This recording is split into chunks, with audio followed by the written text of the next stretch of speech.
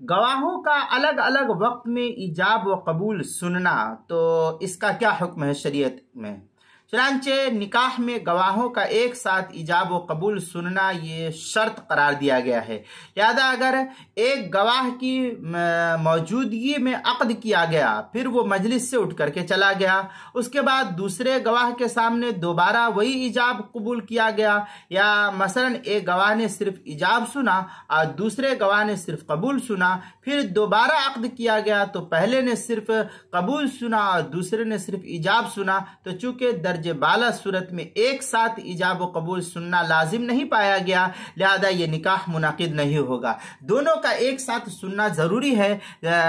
दोनों गवाहों का ईजाब भी सुनना और कबूल भी सुनना दोनों एक साथ शर्त था, और यहाँ ये शर्त नहीं पाई गई, लिहाजा ये निकाह मुनाकिद नहीं होगा। चुनांचे इस सिलसिले में जो है फतावा शामी की इबारत है, सामियाइन कौलुहुमा मान व तहतहु फी शामिया व खरज बिक़बूलिहि मान मालौ समियान मुतफर्रिक़ैन बिअन्न हज़रा अहदुहुमा। इस तरीके की इबारत जो है दुर्र मुख्तार मा शामी, जो ज़करिया बुक डिपो देवबंद का हिंदी नुस्खा है, उसके किताबुन निकाह जिल्द नंबर 4 सफ़ा नंबर 91 और 92 पर इसको नकल किया गया है। किताबुल मसाइल उसकी चौथी जिल्द सफ़ा 120 और 121 पर भी इसको नकल किया गया है, वहां भी देख सकते हैं।